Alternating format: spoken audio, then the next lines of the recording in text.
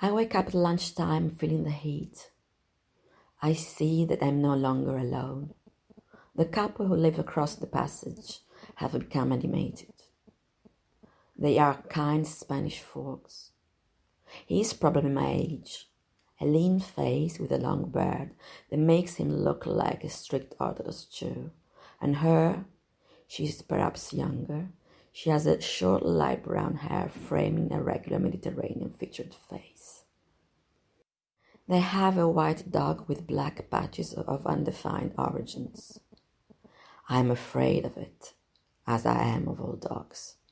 It is ugly and squat, but its masters assure me that it's gentle, despite its uninviting looks.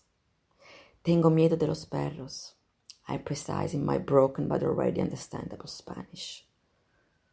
Juan and Rachel smiled, and I explained to them in English that this is the first sentence that I wanted to learn in Spanish, as the white neighborhood has a larger population of dogs than of people.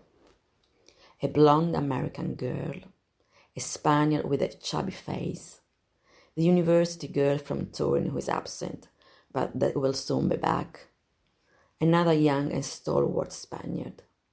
These are the inhabitants of the Carmen del Adagio that are roughly my age, together with the neighbors of my floor. This is not all. I got a glimpse of him on the first day, while I was still too busy to feel settled. Hola, he said from afar, by throwing a stealthy but brave look at my legs. He speaks Spanish like an Andalusian, eating the S, but he's English. He is of average height with a dry and well-proportioned body. He lives in a surf swimsuit tied across his buttocks, a pair of leather sandals, and a necklace of the same material with some lucky pendants. His hair is just off his shoulders. It is light brown, bleached by the sun, and a thin, bony, sunburned face with the two small green eyes and refined features. Deep lines groove his face like in a sculpture. They admit sleepless nights and frantic days with just the time to breathe.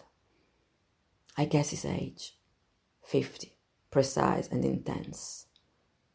It is his guitar that lulls me in the evening. I come and go from the Carmen, between a visit to some church and my Spanish lessons.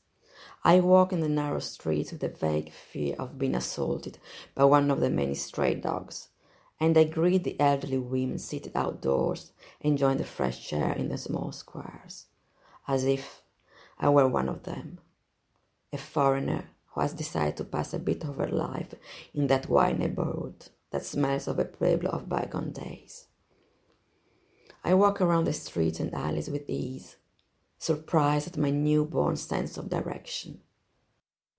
A strange sensation of familiarity wells up in me, as if I had been there before, or it had always been waiting for me. I open the heavy main gate, climb up and down the staircase that leads to my small flat. A silent presence observes me, scrutinizes my moves, guesses my shape from under my scanty clothes.